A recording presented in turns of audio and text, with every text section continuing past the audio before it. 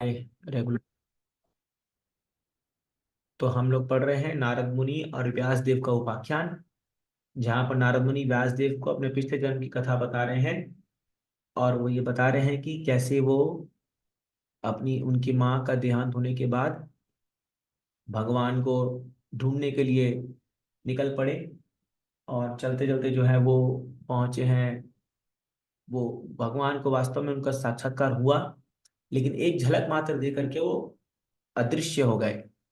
और अदृश्य होने के बाद उनको एक आवाज सुनाई देती है, जिसमें वो कहते हैं कि कुयोगी नाम, कि जो लोग अपनी सेवा में पूर्ण तरह से अभी तक निपुण नहीं हुए हैं, वो लोग मेरा दर्शन नहीं कर सकते हैं। और फिर जो है नारद मुनि अ, जब बताते हैं इनको कि कैसे वो ढूंढने लगे उनको, और फिर आगे क्या होगा हम अभी पढ़ना पढ़ेंगे अभी यहाँ से। तो will read text number 27। Yes. एवं कृष्णमतेर्ब्रह्मन् नासक्तस्यामल अमलात्मना काल प्रादुर्भूतकाले तड़ित सौदामणि यथा। पढ़िए, कौन पढ़ना चाहेगा?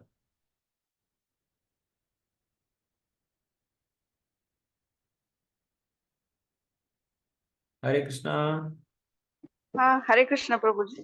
पढ़िए माता जी। मैं पढ़ूंगी, ऊपर जाएगा तो वो लाइन में भी मुझे बांध दिखा देना। हाँ? हाँ ठीक है, पढ़िए। और हे ब्राह्मण व्यासदेव, इस तरह मैंने कृष्ण के चिंतन में पूर्णतया निमग्न रहते हुए तथा किसी प्रकार की आसक्ति न रहने से समस्त भौतिक कलुष से पूर्ण रूप से मुक्त हो जाने पर यथा समय मृत्यु पाई। जिस प्रकार बिजली गिरना तथा प्रकाश का अंधना एक साथ होते हैं। तात्पर्य, हम्म। कृष्ण के विचारों में पूर्ण रूप से निमग्न होने का अर्थ है भौतिक कल्मश लालसाओं से छुटकारा। जिस प्रकार किसी धनी व्यक्ति को छोटी छोटी चीजों का परवाह नहीं रहती, उसी प्रकार से भगवान कृष्ण का भक्त भी शाश्वत जीवन, ज्ञान तथा आनंद से युक्त भगवान के धाम जाने के प्रति अस्वस्थ तथा प्रफुल्लित रहने के कारण छोटी छोटी बातों की लालसा नहीं करता, क्योंकि ये सब वास्तविकता की पुल पुल पुतली कहाँ है? पुतलिकाओं पुतलिकाएं या छाया मात्र होती है और उनका कोई स्थायी महत्व नहीं होता। आध्यात्मिक दृष्टि से सुसंपन्न व्यक्तियों का यही लक्षण होता है, और समय के साथ जब शुद्ध भक्त पूर्ण रूप के सन्नत रहता है तो एकाएक शरीर का परिवर्तन होता है, जिसे सामान्य रूप से मृत्यु कहा जाता है। शुद्ध भक्त के लिए ऐसा परिवर्तन बिजली के समान होता है और उनकी उसके साथ ही उसके पीछे दिखती है। कहने का अर्थ यह है कि परम की इच्छा से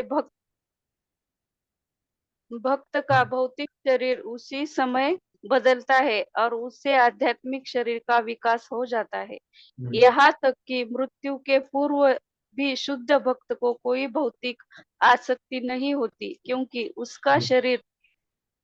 हाँ, पढ़िए माता जी। उसका शरीर उसी प्रकार आध्यात्मिक बन जाता है।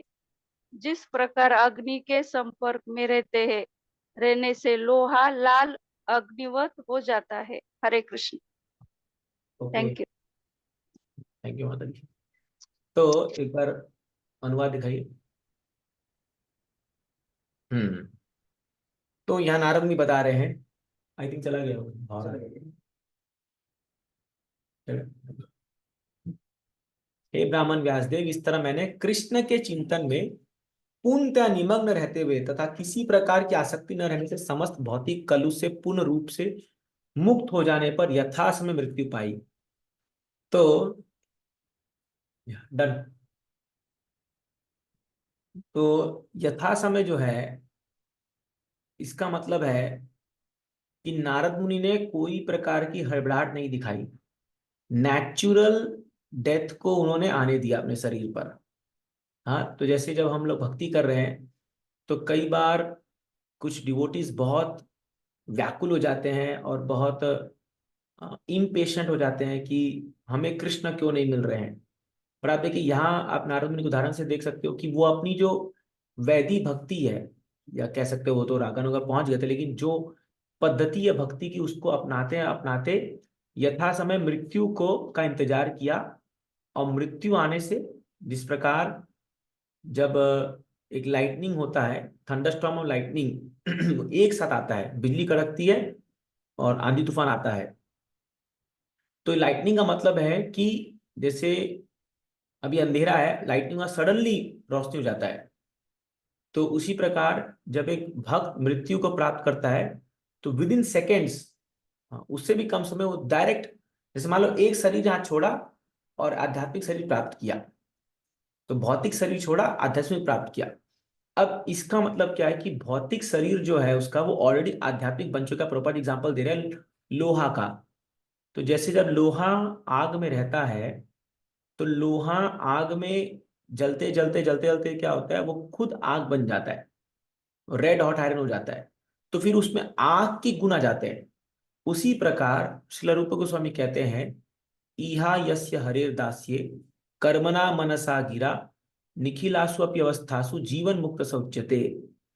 एक व्यक्ति जब भगवान की सेवा में लगे रहता है, तो लगे रहते रहते रहते तो क्या होता है, उसका शरीर भी आध्यात्मिक रूप में परिवर्तित हो जाता है, प्रैक्टिस करते करते। तो फिर उस व्यक्ति को मृत्यु का कोई भय नहीं होता, कोई उनको वो नहीं। जैसे मैंने परम पूज्य गोपाल सिंह महाराज को हमने देखा है, ओकेजन देखा था कि महाराज, जैसे मान लो कोई भी व्यक्ति के अगर मृत्यु हो रही है, जब भक्तिचारू महाराज गए थे, तो हमने देखा कि महाराज बहुत धीरजता से उसको, महाराज उसको ग्रहण किया। महाराज पूरे कन्विंस थे कि सबको एक दिन शरीर छोड़ना है। और हमने कभी महाराज को ये अवस्था में देखा कि कुछ डर रहे हो या कुछ, अरे मतलब सोचिए महाराज इस अवस्था में थे कि वो एक बार मायापुर में गिर गए थे, तो उनको सिर पे टाके आए थे, 4 स्टिच लगी थी। उसके बावजूद भी महाराज जो है डीटी वर्शिप कर रहे थे वहां, अपने डीटीज का चोट लगने के साथ साथ। फिर वो देखे कह रहे तो स्टिच तो कट गया है, फिर वो जाके कराए। तो इतने, ये बहुत ही हाई लेवल की चेतना थी वास्तव में। महाराज बहुत हाई लेवल चेतना में थे अपनी अपनी सेवा और उसको लेकर के। This is very extraordinary. तो ये कैसे आया है इतने समय तक, 50-60 साल पूरा डेडिकेटली सेवा करते करते करते करते करते करते हम ये अवस्था में हम आ जाते हैं।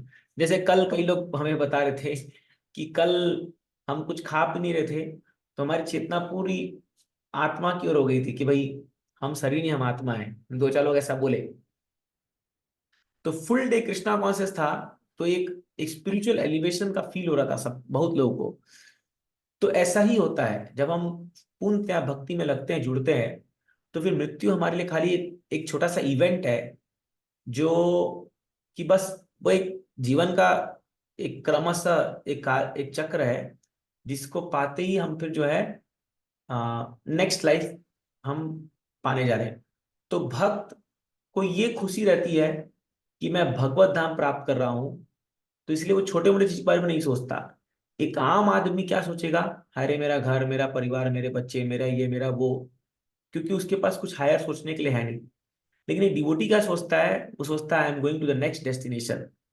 वो पूरा कन्विंस्ड है कि मैं अभी भगवान के धाम जा रहा हूँ, भगवान से मेरी मुलाकात होगी। तो सोचिए उसको कितना आनंद हो रहा होगा। जैसे मान लीजिए अगर आप अपने घर से जब निकलते हो और आप कुछ ऐसे काम के लिए जा रहे हो, या मान लो जैसे माताएं जब मैके अपने मैके जाती है, तो वो थोड़ी रो के जाती है घर में, ससुराल में थोड़ी रोती है क्या है मेरे को अभी घर छोड़ के जाना पड़ेगा, मैं 10 दिन बाहर रहूंगी। खुशी खुशी जाती है, क्योंकि वहां जाके माँ से मिलेगी या भाई, सब लोग रहेंगे, उसको प्रेम करने वाले लोग वहां मिलेंगे। बल्कि जब वहां से आते तो थोड़ा रोना पड़ता है, अभी घर जाके बर्तन मारना पड़ेगा, काम करना पड़ेगा, ये करना पड़ेगा। मैंने देखा है ऐसा। तो पॉइंट ये है कि उसको पता है अभी जिस घर में वो रह रही है, उसको छोड़ के भले टेम्परेरी, लेकिन वो खुशी खुशी जाती है। उसी प्रकार जस्ट मैंने एग्जांपल बताई है, उसी प्रकार एक भक्त जो अब इतने साल से इस शरीर में रह रहा है, वो खुशी खुशी शरीर को छोड़ता है, क्योंकि उसको पता है कि मेरा नेक्स्ट लाइफ क्या है। मेरा नेक्स्ट लाइफ जो है वो तो भगवान के धाम में है। तो क्यों इतना शोक मनाना। लेकिन ये तभी होगा जब वो नेक्स्ट लाइफ के बारे में हम बहुत सचेत रहेंगे और हम निरंतर कृष्ण की सेवा में लगे रहेंगे, तब ऐसा समय आएगा। एकाएक ऐसा नहीं होगा। तो इसीलिए हम अभी से प्रैक्टिस कर रहे हैं। तो इसीलिए हमें अपने आप को इतना कृष्णा कॉन्शियस बना देना है, धीरे धीरे करते करते करते करते, कि हम मृत्यु को पार कर जाए। ये एक सबसे बड़ा एडवांटेज जो मुझे लगता है भक्ति का है, कि एक आदमी मृत्यु के भय से बच जाता है। इस दुनिया में मृत्यु का भय इतना खतरनाक है कि वो लोगों को चैन से उसको सोने भी देता है, और बहुत टेंशन आता है लोगों को, आ जाता है। कई लोग का हाई बीपी हो जाता है उसको सोच सोच करके, अगर मुझे कुछ हो गया तो क्या होगा। बहुत सारी ऐसे बातें को लेकर के लोग बड़े परेशान हो जाते हैं। बट एक डिवोटी बिंदास रहता है, कोई टेंशन नहीं है, अरे होगा तो होगा, क्या फर्क पड़ता है, मरना तो है ही सबको। लेकिन उसको पता है कि मेरा नेक्स्ट लाइफ जो है वो बहुत अच्छा होने वाला है, ये बात वो जानता है। तो इसलिए छोटी मोटी चीजों पर ध्यान नहीं देता यहाँ पर। छोटी छोटी चीजों पर उतना ध्यान नहीं देता, वो अपना टाइम वेस्ट नहीं करता। He goes on with his Krishna conscious activities. Yes, next. Next low madam. 28। प्रयुज्यमाने मयितां शुद्धां भागवतीं तनुम् आरब्ध कर्म निर्वाणो न्यपतत पांच भौतिकः। पढ़िए। हरे कृष्ण प्रभु। हाँ माता जी पढ़िए। भगवान के पार्षद के लिए उपयुक्त दिव्य शरीर पाकर मैंने माता जी 5 आपका भौतिक आवाज बहुत तत्वों स्लो से आ रहा है, बने थोड़ा सा, थोड़ा नजदीक आके पढ़ेंगे। जो भी आप मोबाइल है किसी चीज पे। शरीर को त्याग दिया। हाँ सही है, हाँ। हाँ, और इस तरह फिर से कर्म माता जी, के स्टार्टिंग सारे। स्टार्टिंग स्टार्टिंग स्टार्टिंग से। हाँ, भगवान के पार्षद के लिए उपयुक्त दिव्य शरीर पाकर मैंने 5 भौतिक तत्वों से बने शरीर को त्याग दिया और इस तरह कर्म के सारे अर्जित फल समाप्त हो गए। तात्पर्य, भगवान ने यह बता दिया था कि नारद को भगवान की संगति करने के लिए उपयुक्त दिव्य शरीर प्रदान किया जाएगा। अतः नारद ने जो ही भौतिक शरीर त्यागा, उन्हें आध्यात्मिक शरीर प्राप्त हो गया। यह दिव्य शरीर भौतिक आसक्ति से मुक्त और 3 प्रधान दिव्य गुणों से युक्त होता है। ये है शाश्वतता, भौतिक गुणों से मुक्ति तथा सकाम कर्मों के फल से मुक्ति। भौतिक शरीर इन तीनों गुणों के अभाव से निरंतर पीड़ित रहता है, किंतु जो ही कोई भक्त भगवान की सेवा में तत्पर होता है, त्यों ही उसका शरीर दिव्य गुणों से अभिभूत हो जाता है। यह लोहे पर पारसमणि की तरह चुंबकीय प्रभाव डालता है। दिव्य भक्तिमय सेवा का प्रभाव भी उसी तरह होता है। फलतः शरीर परिवर्तन का अर्थ है शुद्ध भक्त पर भौतिक प्रकृति के तीनों गुणों को प्रतिक्रिया की समाप्ति। शास्त्रों में ऐसे अनेक उदाहरण मिलते हैं। ध्रुव महाराज, प्रहलाद महाराज तथा अन्य अनेक भक्त इसी शरीर से भगवान का साक्षात्कार कर सके। इसका अर्थ यह हुआ कि भक्त के शरीर का गुण भौतिक से दिव्य में बदल जाता है। प्रामाणिक शास्त्रों के आधार पर प्रधिकृत गोस्वामियों का यही अभिमत है। ब्रह्म संहिता में कहा गया है कि इंद्रगुप्त कीट से लेकर स्वर्ग के महान राजा इंद्र तक सारे जीव कर्म के नियम में अधीन हैं और उन्हें अपने अपने कर्मों के फल को भोगना पड़ता है। केवल भक्त ही सर्वोपरि सत्ता पुरुषोत्तम भगवान की अहेतु की कृपा से इन कर्म बंधनों से मुक्त है। हाँ थैंक यू माता जी। तो देखिए ये बहुत इंपॉर्टेंट श्लोक है कि how material body transform to spiritual body. एक भौतिक शरीर कैसे, हाँ, आध्यात्मिक शरीर में बदल जाता है। यहाँ प्रभा जी बहुत इंपॉर्टेंट कुछ बातें बता रहे हैं कि जो मूलतः जब एक मटेरियल बॉडी, भौतिक शरीर, दिव्य शरीर को प्राप्त करता है, तो जो सबसे प्रमुख लक्षण उसमें होते हैं वो 3 गुणों से परे परे हो जाता है।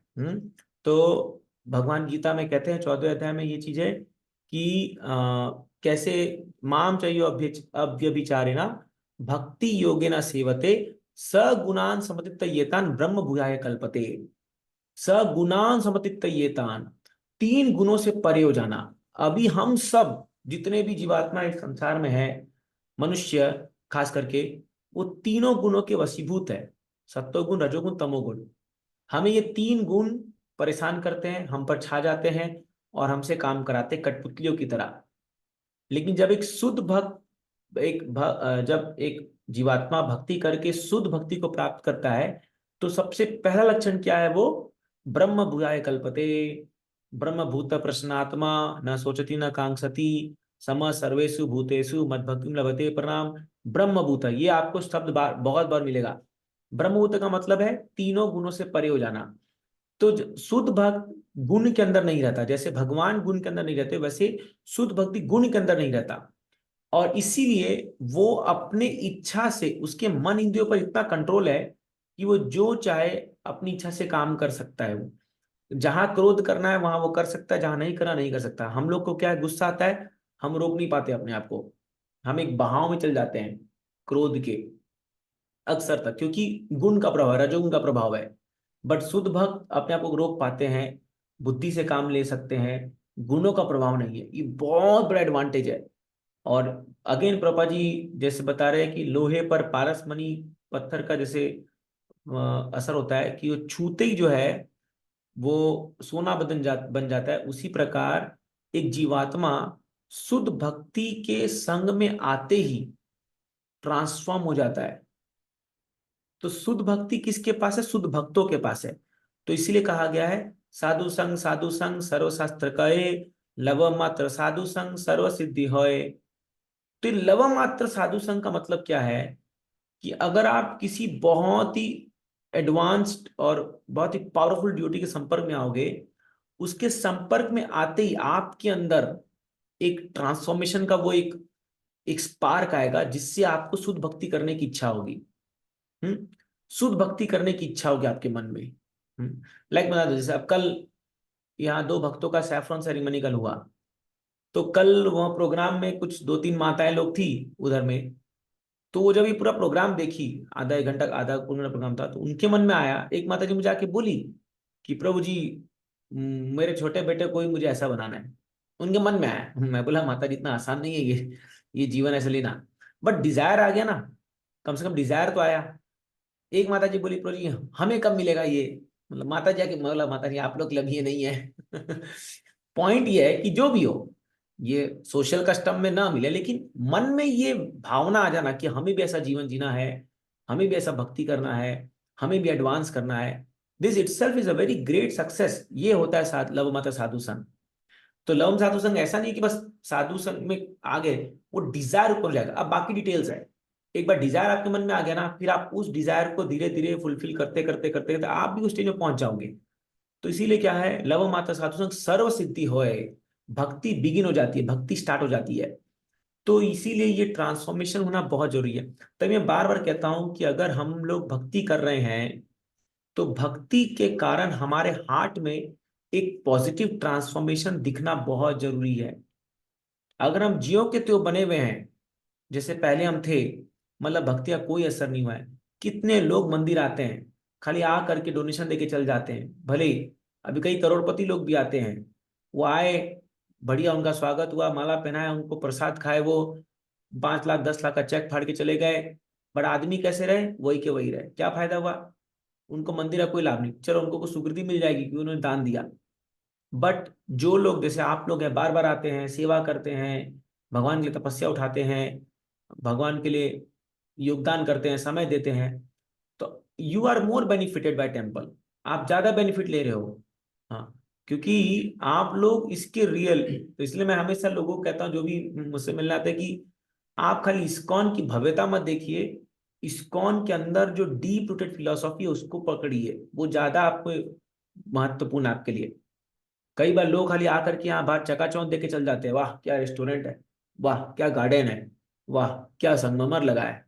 अरे वो तो ठीक है, वो तो आपको कहीं बाहर होटल में मिल जाएगा, कोई बड़े रिजॉर्ट में जाओगे तो इससे 10 गुना अच्छा आपको मिल जाएगा। हाँ, बट यहाँ जो चीज है वो क्या है?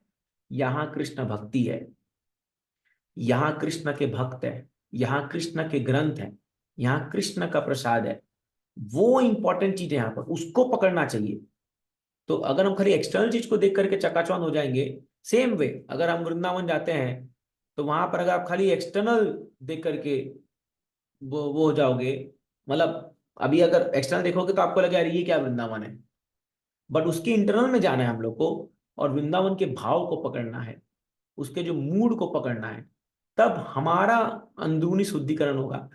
तो हमारा प्रोसेस है ये जो भक्ति का, उसका एक ही गोल है, हाँ, सत्व समशुद्धि।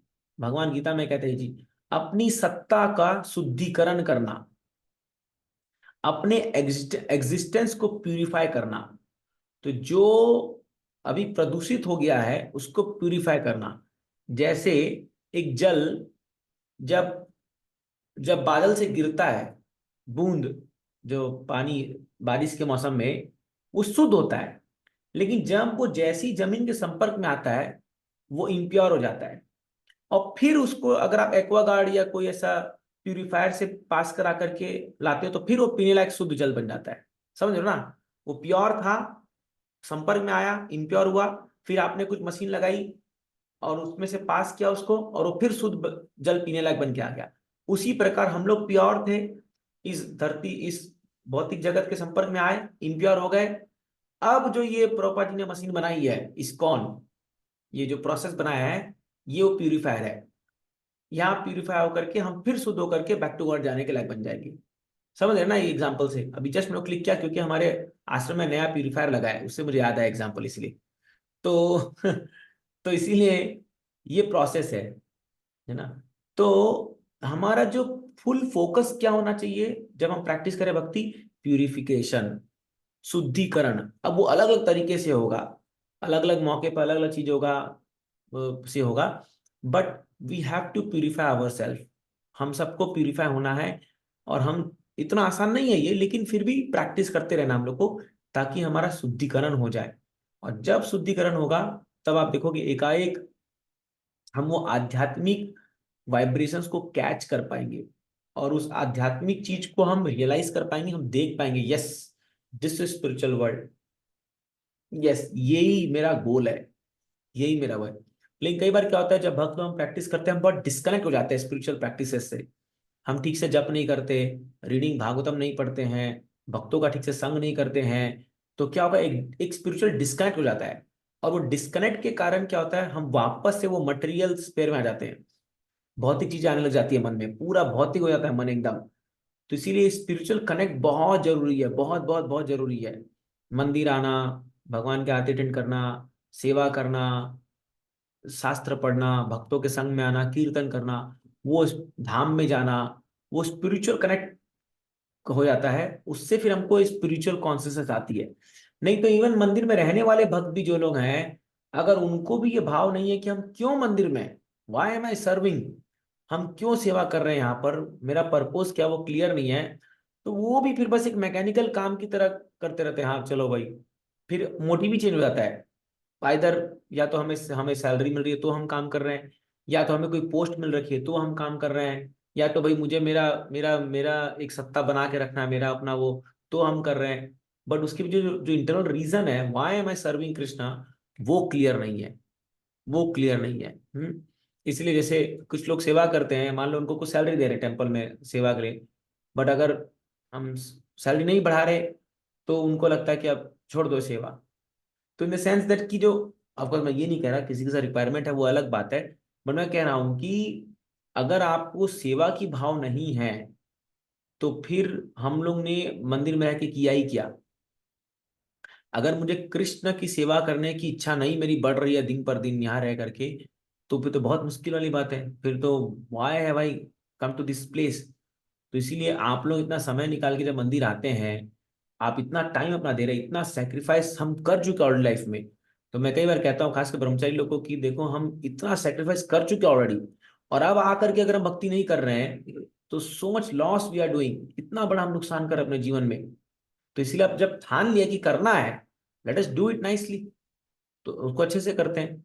तो इसीलिए नारद मुनि यहाँ पर बता रहे हैं चीजें कि ये पांच भौतिका का शरीर जो है, ये छोड़ करके मैंने आध्यात्मिक शरीर प्राप्त किया। अभी कैसा शरीर प्राप्त हुआ आगे उसका डिटेल बताएंगे। यस, 29।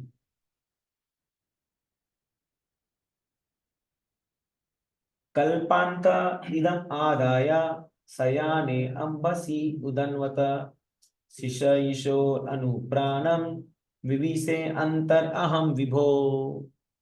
पढ़िए। हरे कृष्णा प्रभु जी। हाँ पढ़िए माता जी 29। हाँ।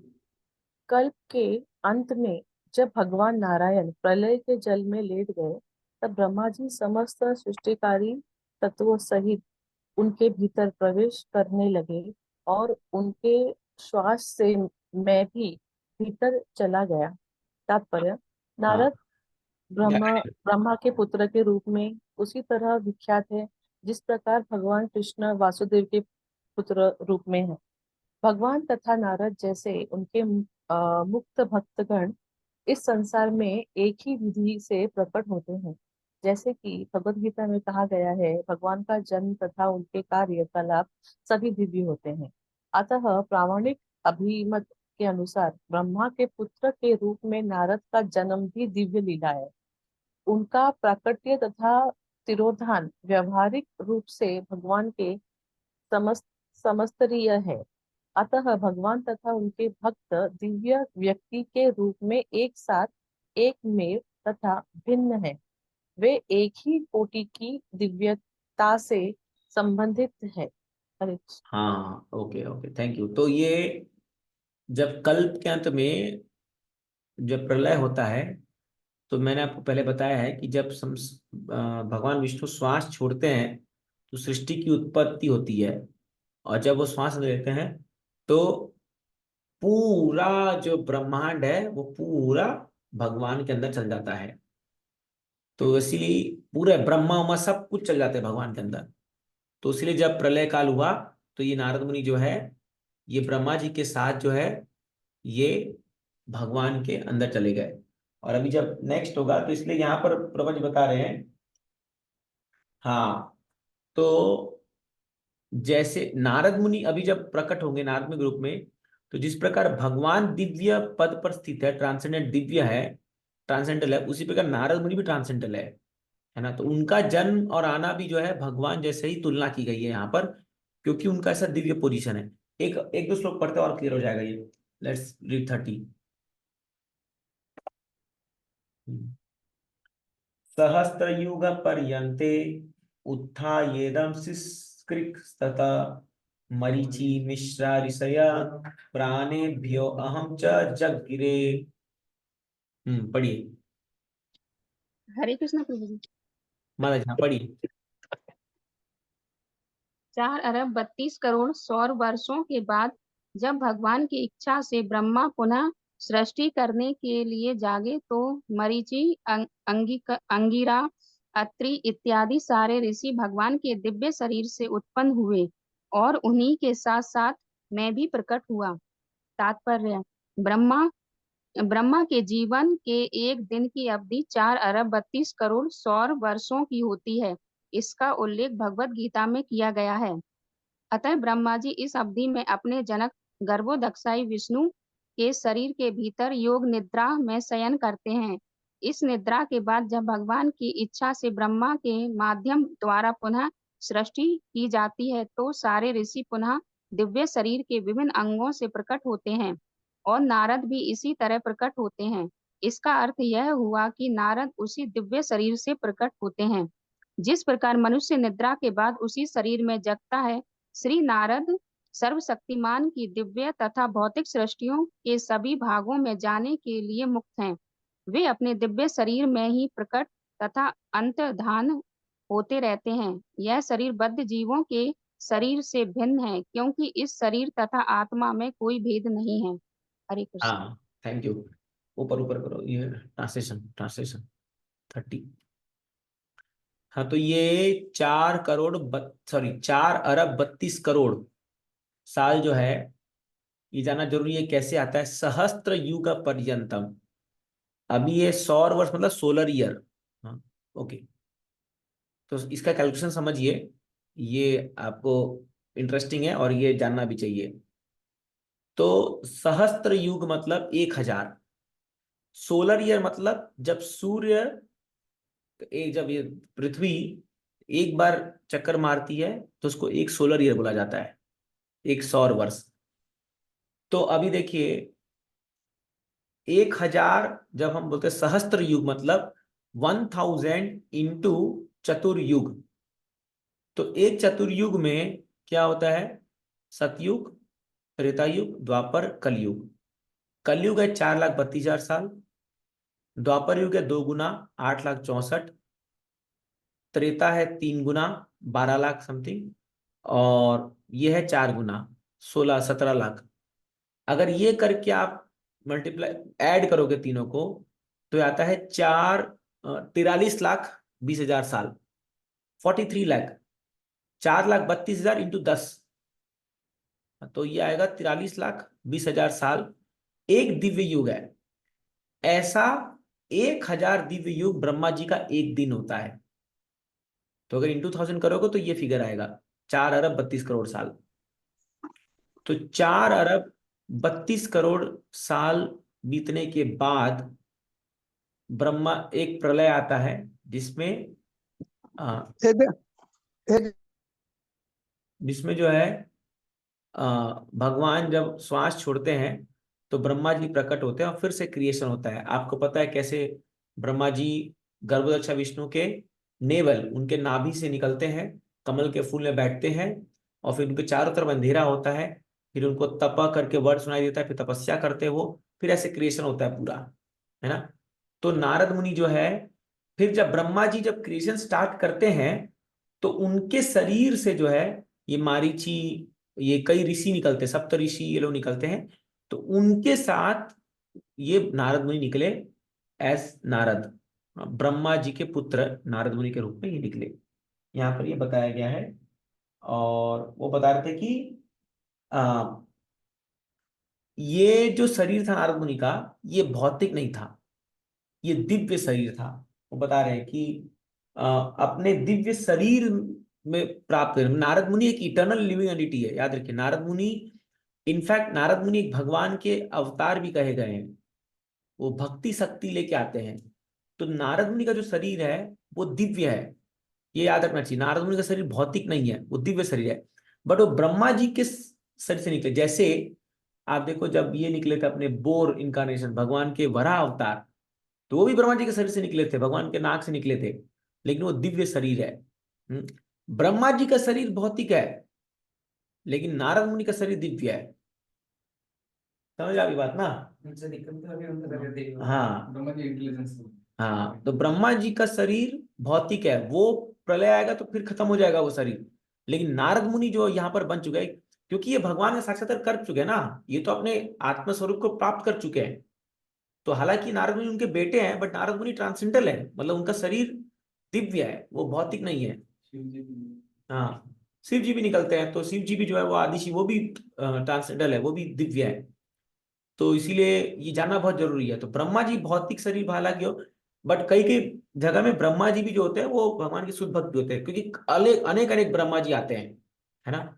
बट नारद मुनि जो है वो स्पेसिफिक इंकारनेशन है भगवान के, भक्ति को फैलाने के लिए वो आते हैं। तो अब आप कहेंगे कि जरूरी नहीं कि हर ब्रह्मांड में नारद मुनि प्रकट होते हैं, ऐसा जरूरी नहीं, उनकी इच्छा है। अब आप बोलेंगे भाई हर ब्रह्मा जी तो हर ब्रह्मांड में आते होंगे कृष्ण के लिए, तो नारद मुनि की स्पेसिफिक इच्छा होती है, वो अपनी इच्छा से, इसलिए नारद मुनि को पूरा फ्री टिकट है, कहीं भी आ सकते हो। वो आध्यात्मिक जगत, गोलोक वृंदावन, कहीं भी आ सकते हो, क्योंकि वो शुद्ध भक्त है। उनको पूरा इंटरप्लैनेटरी सब ट्रैवल के लिए उनको जगह दिया गया है। प्योर ड्यूटी है भगवान के वो, समझे ना ये? ठीक है, नेक्स्ट।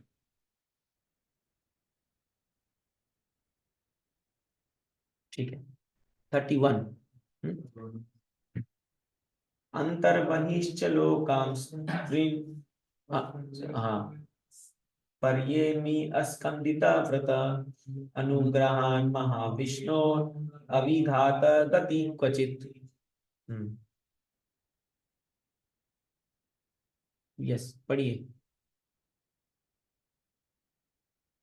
हरे कृष्ण प्रभु। हाँ प्रभु जी, यहाँ मनियर पे वो पढ़ना चाहते हैं, लेट हिम रीड। चलेगा प्रभु, हरि बोल। तब से सर्वशक्तिमान विष्णु की कृपा से मैं दिव्य जगत में तथा भौतिक जगत के तीनों प्रखंडों में बिना रोक टोक के सर्वत्र विचरण करता हूँ। ऐसा इसलिए है क्योंकि मैं भगवान की अविच्छिन्न भक्ति में सेवा में स्थिर हूँ। जैसा कि भगवत गीता में कहा गया है, भौतिक प्रक्षेत्र ब्रह्मांड के 3 प्रखंड हैं, ये हैं ऊर्ध्वलोक, मध्यलोक तथा अधोलोक। ऊर्ध्वलोकों के परे अर्थात ब्रह्मलोक के ऊपर ब्रह्मांड के भौतिक आवरण होते हैं और इसके भी ऊपर चिन्मय आकाश होता है जिसका विस्तार असीम है और जिसमें अपने शाश्वत मुक्त पार्षदों सहित भगवान द्वारा निवसित असंख्य स्वतः प्रकाशित वैकुंठ लोक होते हैं। श्री नारद मुनि इन सभी लोकों में भौतिक एवं दिव्य प्रक्षेत्रों में बिना रोक टोक प्रवेश कर सकते हैं।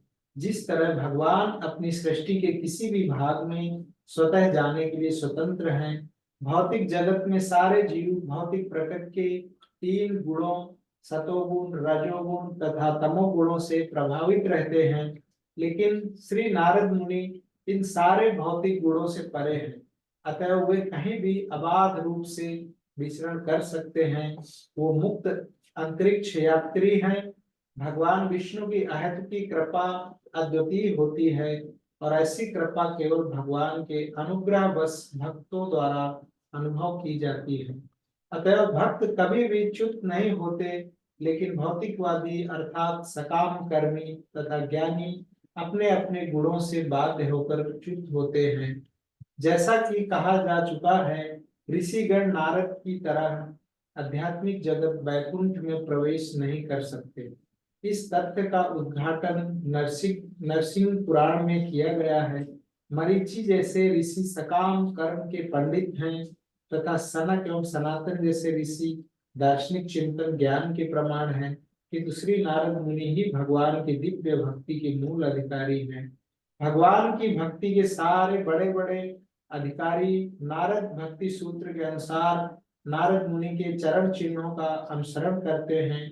अतएव भगवान के सारे भक्त भगवान के राज्य वैकुंठ में बिना किसी हिचक के प्रवेश करने के पात्र होते हैं। ब्यूटीफुल। तो यहाँ प्रभुपाद जी भक्ति की महिमा बता रहे हैं कर्म और ज्ञान के ऊपर।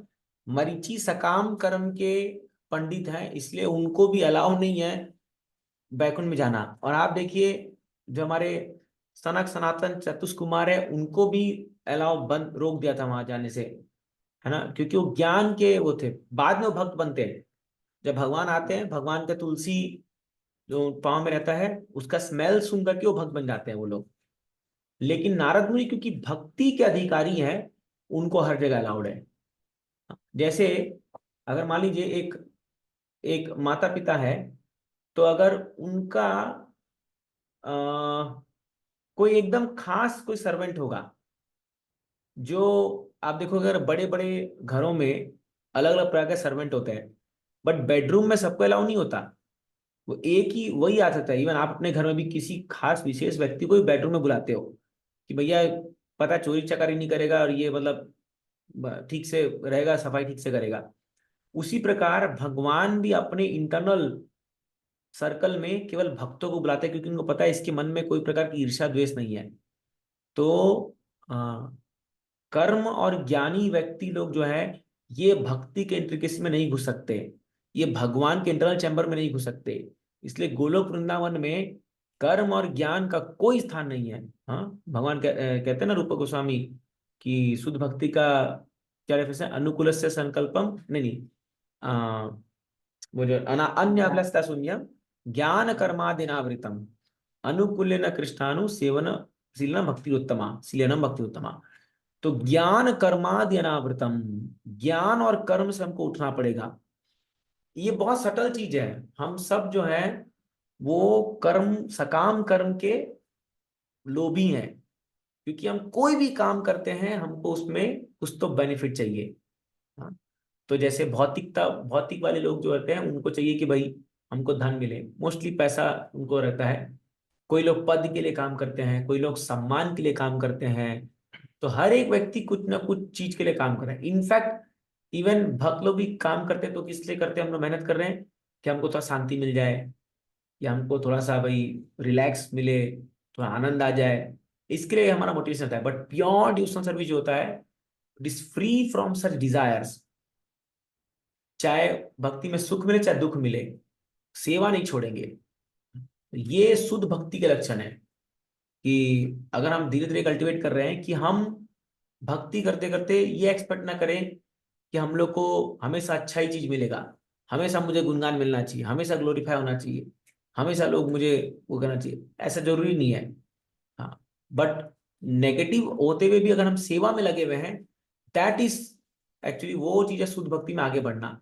कई बार हम देखते हैं लोग सेवा करते हैं बट थोड़ा सा कोई कुछ बोल दे, चिल्ला दे, कुछ हो जाए, सेवा छोड़ के भाग जाते हैं सीधा मंदिर में। मैंने कई बार देखा है, सीधा चाबी फेंक के मारते हैं। हमारे साथ भी कभी ऐसा होता है कि कोई मान लो कोई डिपार्टमेंट संभाल रहे हैं और कुछ झमेला हो गया, कुछ हो गया, सीधा चाबी फेंकते हैं, ले लो अपनी चाबी, नहीं चाहिए, नहीं करना सेवा। दिस इज प्राकृत भक्ता, this is called a neophyte devotee. तो वो जो सेवा कर रहा है वो तभी कर रहा है जब उसको कुछ मिल रहा है बदले में, तभी वो सेवा कर रहा है। So that is not service. सेवा मीन्स अन्य अभिलाषिता, no other desire than to please lord. कोई और इच्छा नहीं है हमें, भगवान की खुशी ही हमारी सबसे पहली इच्छा है, गुरु की प्रसन्नता, गुरु और कृष्ण की प्रसन्नता ही हमारा एकमात्र उद्देश्य और लक्ष्य है।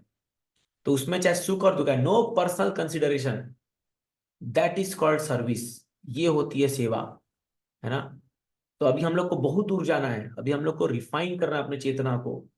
तो ये है कर्म का, कर्म प्रधान।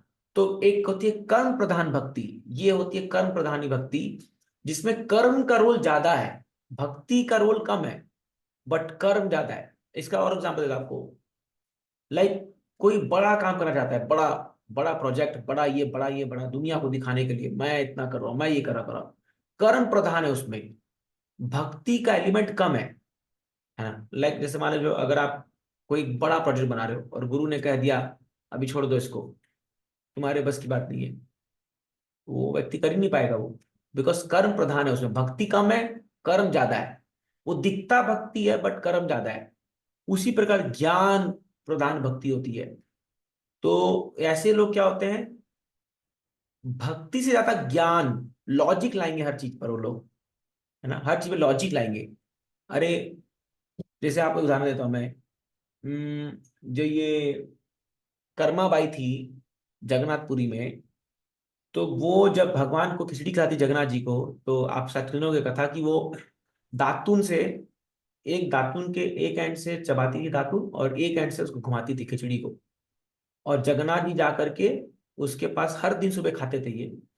तो जब उनको पता चला ये पंडों को, तो लोग जाके बहुत डांटे उस औरत को, अरे तुम मूर्ख हो, तुम सुबह बिना नहाए धोए, बिना सब कुछ किए, बर्तन तो साफ किए, ऐसे ही बनाते हो सुबह सुबह खिचड़ी, जगन्नाथ जी भगवान है, ये है वो है, तुम वो समझ में नहीं आता, बहुत डांटे। तो अगले दिन वो वैसे तरीके से बनाई, तो भगवान जी जाके खाए, जब बोले अरे बहुत, एक तो लेट भी हो गया और टेस्ट भी नहीं आया।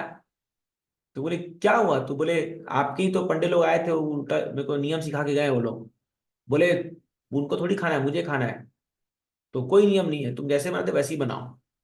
ये भक्ति प्रधान है यहाँ पर, इसलिए। तो यहाँ ज्ञान लाएंगे तो वहां सब खराब हो जाएगा। तो इसीलिए ज्ञान भक्ति का सहायक होता है, बट ज्ञान भक्ति को ओवरराइड नहीं करना चाहिए। समझ में बातों को, ज्ञान भक्ति के ऊपर नहीं आ सकता। भक्ति जो है वहां पर सब ज्ञान खत्म हो जाए। जैसे जब भगवान विदुर के घर गए, तो विदुरानी जो है वो केला का छिलका खिला खोल करके छिलका खिला रही है और केला का पल्प गिर दे रही है। अब अगर आप ज्ञान से देखोगे तो बोलेंगे तो अपराध है। अगर आप ज्ञान से देखोगे इसको, तो आप देखोगे कोई व्यक्ति अगर किसी घर आ रहा है और उसको हम केला का छिलका खिला रहे हैं तो ये तो ऑफेंस है। बट अगर आप भक्ति से देखोगे तो ये तो इतना टॉप मोस्ट भक्ति है, भगवान अप्रूव किया उसको। भगवान ने विदुर को कह दिया चुप रहो, तुम कुछ मत बोलो, ये जो केला का छिलका में जो स्वाद मेरे को आ रहा है, वो दुनिया का सबसे बेस्ट केला में मुझे उतना स्वाद नहीं आएगा पल में, क्योंकि भक्ति प्रधान है वहां पर। तो हमेशा ध्यान रखिए, what is our goal, our goal is कि हमारा भक्ति प्रदान हो, हमारा हार्ट जो है वो भगवान में फुल्ली इन्वॉल्व हो जाए। दैट इज मोर इम्पॉर्टेंट, ना कि रिचुअलिस्टिक सेरिमनीज ज्यादा इंपॉर्टेंट हो। मतलब ज्यादा रिचुअल में ज्यादा नहीं पढ़ना चाहिए। हाँ, से और एग्जांपल देखिए, चैतन्य महाप्रभु, वो ब्राह्मण लोग जो साउथ इंडिया में, वो लोग श्लोका को पढ़ रहे थे, गीता का एकदम पूरा अच्छे से उच्चारण कर रहे थे एकदम। और यहाँ एक ब्राह्मण था जिनके गुरु ने कहा था कि तुम गीता को पढ़ो, बट वो पढ़ नहीं पा रहा था, वो अनपढ़ था, उसको पढ़ने नहीं आता था। बट वो पढ़ते पढ़ते रो रहा था। चैतन्य महाप्रभु जाके उसको गले लगा लेते हैं, अरे तुम रो क्यों रहे हो? तो बोला, मैंने जब देखता हूँ कि भगवान कैसे अर्जुन के सारथी बन गए, तो मैं सोचता हूँ वो अखंड ब्रह्मांड के नायक कितने महान है वो भगवान, जो अपने भक्तों के लिए एक साथी बनने को तैयार हो जाते हैं। तो फिर वहां पर उनको बोलते कि तुमने वास्तव में गीता को जाना है सही में, ये है भक्ति। तो इसलिए याद समझिए, भक्ति कर्म और ज्ञान से ऊपर है। इसके अनेक अनेक उदाहरण शास्त्र में जहाँ भक्ति को प्रधानता दी गई है। तो कई बार जब हमारे डिवोटीज लोग भी, जब हम भक्ति करते हैं, तो हम लोग कर्म और ज्ञान को ज्यादा प्रधानता दे देते हैं। बड़ा काम करना है, ज्ञानी बनना है हमको, बड़े शास्त्र पंडित बन जाते हैं, और फिर जो सहज भाव है भक्ति का, उसको रिफ्यूट करते हैं। तो इसीलिए ये चीज जानना बहुत जरूरी है। नारद मुनि यहाँ प्रभुपाद जी यही पॉइंट ला रहे हैं कि नारद मुनि भक्ति प्रधान थी उनकी, इसीलिए उनको हर जगह एक्सेस था भगवान के। कोई भी स्पिरिचुअल प्लैनेट कहीं भी जाने को उनको फ्री टिकट था उनको। ठीक है, यस, नेक्स्ट टेक्स्ट 32। देवदत्तामिमां वीणां स्वर ब्रह्म विभूषितां मूर्छयित्वा हरि कथां गायमानश्चरामि अहम्। पढ़िए ब्रिजेश पुरी। हरे कृष्णा प्रभु। हाँ, और इस तरह से मैं भगवान की महिमा के दिव्य संदेश का निरंतर गायन करते हुए और इस वीणा को झंकृत करते हुए विचरण करता रहता हूँ, जो दिव्य धुनि से पूरित है और जिसे भगवान कृष्ण ने मुझे दिया था। हाँ, तात्पर्य, हम्म, लिंग पुराण में नारद को भगवान कृष्ण द्वारा प्रदत्त तारयुक्त वाद्य यंत्र वीणा का वर्णन दिया गया है, और इसकी पुष्टि श्रील जीव गोस्वामी द्वारा की गई है।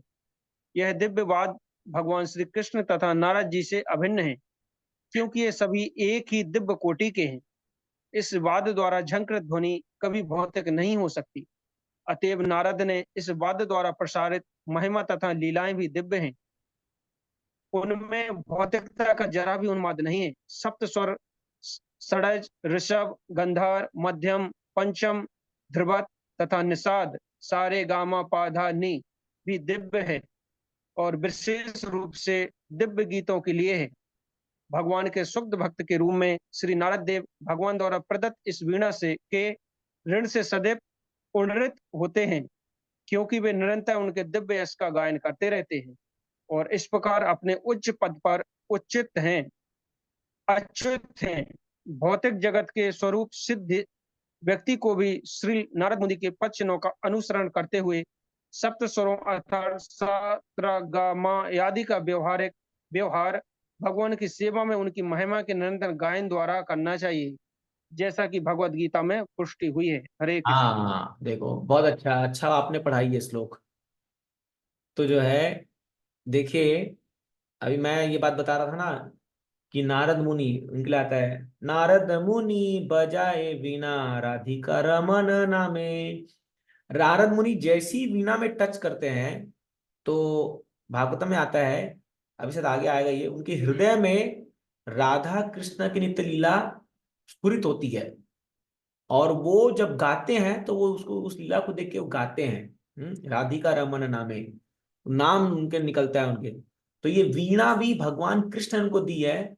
और जो सारे गा मा पा, सारे गा मा पा ना, पा धा नहीं, है ना।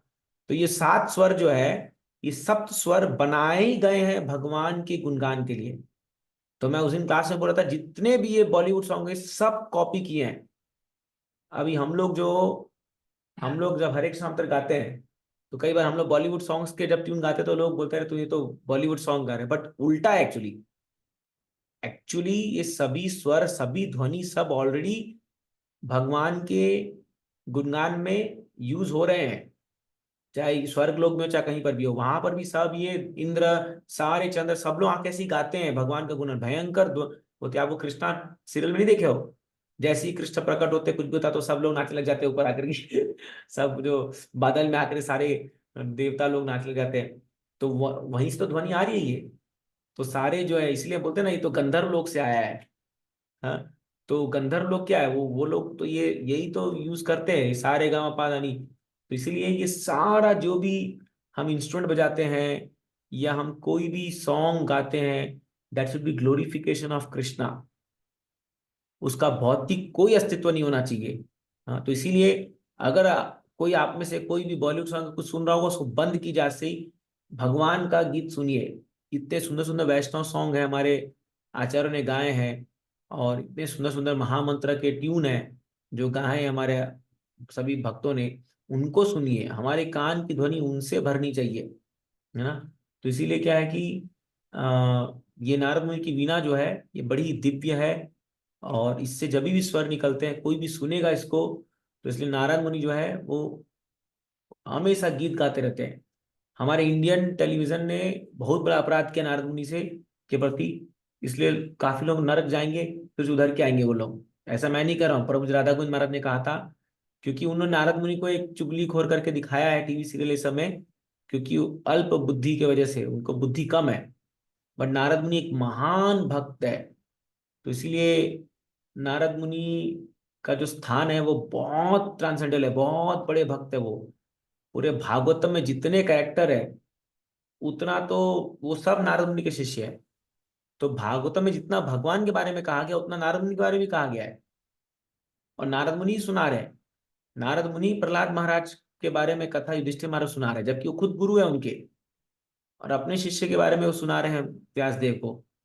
तो इसलिए नारद मुनि हमारे आचार्य हैं, और हमें हमें उनके पद चिन्हों पर चलना है। प्रभा जी लिख रहे हैं ना कि सभी भौतिक सिद्ध लोगों को भी उनके पद चिन्हों पर चलना है, और ये कीर्तन गीत गाते हुए प्रचार करना है नारद मुनि। इसलिए प्रभुपाद जी को भी बोला गया था जेट एज नारद मुनि, आज के युग के नारद मुनि शिला प्रभुपाद जी, क्योंकि कहीं एक स्थान में रुकते नहीं थे वो। तो प्रभुपाद जी एक एपिसोड में लिखते हैं कि जिस प्रकार दक्ष ने नारद मुनि को श्राप दिया था कि तुम 3 दिन कहीं पर तुम रुक नहीं पाओगे, जब उनके 10,000 और फिर 1,000 पुत्रों को उन्होंने सन्यासी बना दिया था, तो हरियश्वस और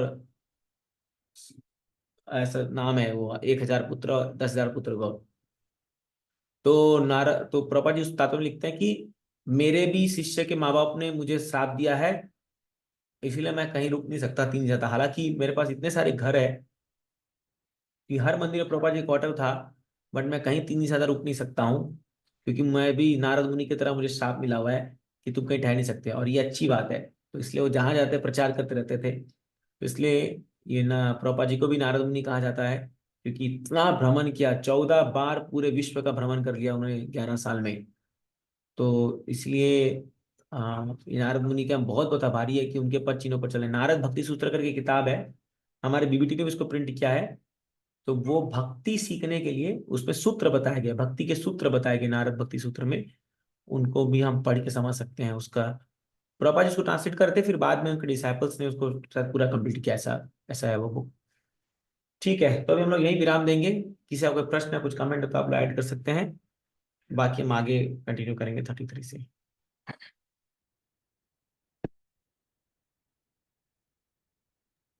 हरे कृष्णा बोलिए। हाँ बोलिए माता जी। आप पूछिए मत। पूछिए आप माता जी। अरे ठीक है जी, हरे कृष्ण प्रभु जी।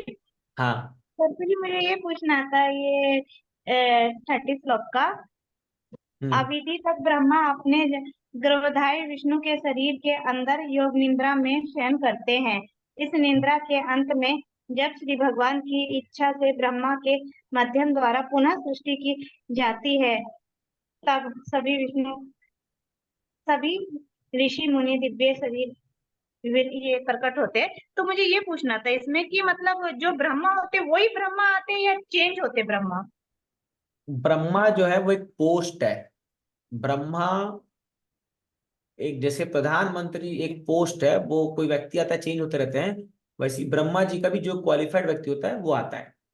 अब उनके शरीर से ये निकलते हैं तो ब्रह्मा जी, और कभी कभी वो पोस्ट पे स्वयं भगवान आते हैं, कभी वो शुद्ध भक्त आते हैं ब्रह्मा जी, या कभी एक ऐसा लिखा गया कि अगर आप 100 जन्म तक कोई व्यक्ति यदि वर्णाश्रम धर्म का सही से पालन करे तो ब्रह्मा बनेगा अगले जन्म में।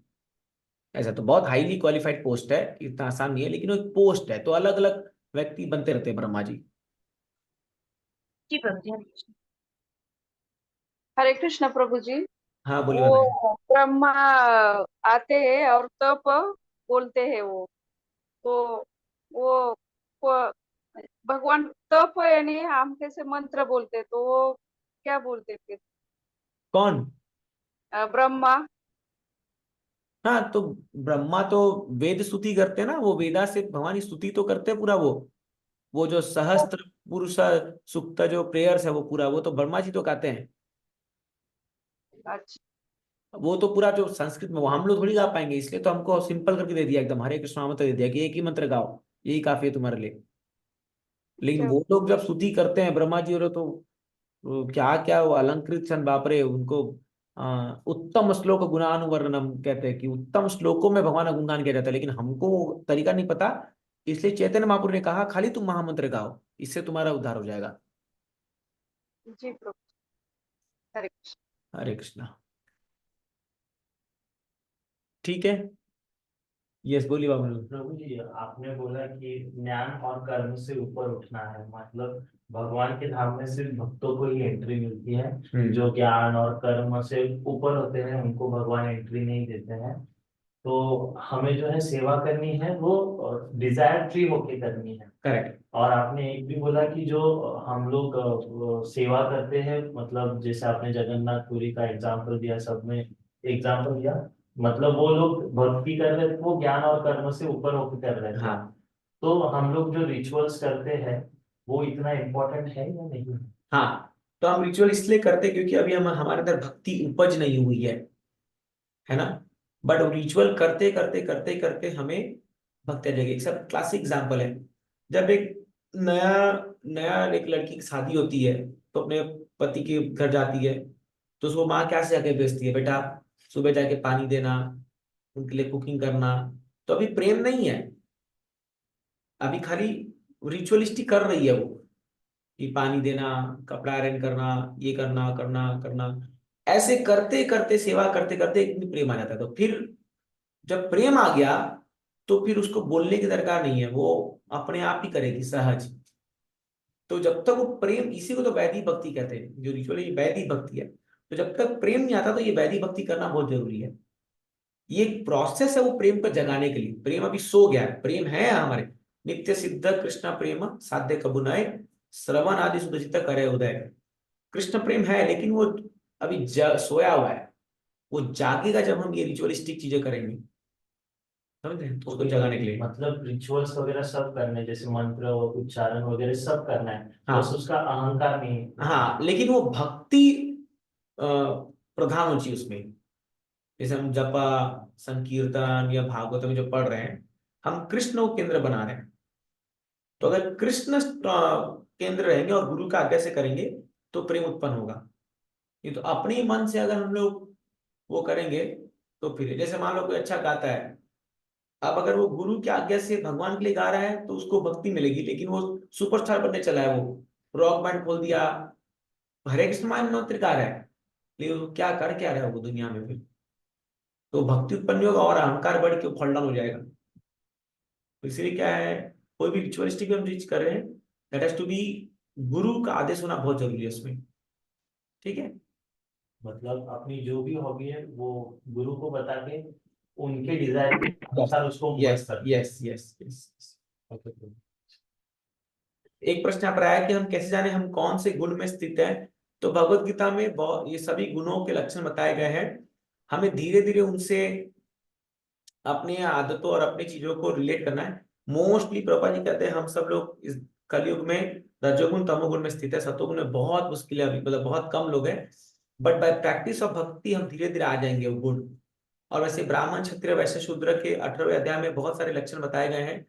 तो हमें अपने इंक्लिनेशन को जानना होगा और उससे हम थोड़ा सा अंदाज लगा सकते हैं। बट इस कलयुग में बहुत मुश्किल, प्रभा जी कहते थे कि इस कलयुग में पूरा वर्णाश्रम सिस्टम टॉक्सिक भी हो चुका है। और एक बात और जगह प्रभा जी कहते हैं कि सब सुधरा है इस कलयुग में, कलौ संभव सुधरा, सब सुधरा है। बट धीरे धीरे ट्रेनिंग से वो ब्राह्मण तक पहुंचेंगे। तो इसीलिए अपने गुण को तो हम खुद ही जान सकते हैं कि हमारा इंक्लिनेशन क्या है, हमारा भाव कैसा है, शास्त्र पढ़ करके जान सकते हैं। ठीक है। यही विराम देते हैं। आप सबका बहुत बहुत धन्यवाद। यस, किसी को कुछ कहना है? हाँ, हरे कृष्ण प्रभु जी, दंडवत प्रणाम। बोलिए। प्रभु जी, थोड़ा सा अलग सवाल है। हाँ। जैसे कि श्रीमद् भागवतम जो है वो जो 6 क्वेश्चन का आंसर है, हाँ। तो उसमें से मुझे एक क्वेश्चन के बारे में थोड़ा सा कंफ्यूजन है। जैसे कि पहला सवाल है कि जीवन का लक्ष्य क्या है, दूसरा समस्त शास्त्रों का निचोड़ क्या है, और भगवान ने वसुदेव देवकी की यहाँ क्यों अवतार ले लिया था, ये तीसरा आई थिंक। और एक है अवतार कितने हैं भगवान के, और लास्ट है कि जब भगवान ने भूतल छोड़ा तो धर्म में किसका आश्रय लिया। उसमें और एक सवाल है प्रभु जी, वो मुझे मतलब समझ में नहीं आ रहा है कौन सा है वो। ये 5 ही हो गए तो। छठा सवाल आपको जानना है क्या? हाँ। एक मरते हुए व्यक्ति को क्या करना चाहिए, मनियर को बोल रहे हैं। रुको, मेरे को भी देखना पड़ेगा एक बार। ठीक है प्रभु जी, मैं आपको पर्सनली बता दूंगा, कल हम मिल रहे हैं, आपको बताता हूँ पर्सनली। प्रभु जी, और दूसरा एक सवाल है पर्सनली है प्रभु जी, कल के मीटिंग का मतलब कैसा है मतलब? ठीक है, मैं फोन करता बाद में। हाँ, वो पर्सनली बात करिए, इतने लोग को बताना क्या दरकार है। ठीक है प्रभु जी। Okay, thank you. Hare Krishna. Srila Prabhupada की जय। हरे कृष्णा प्रभु, धन्यवाद।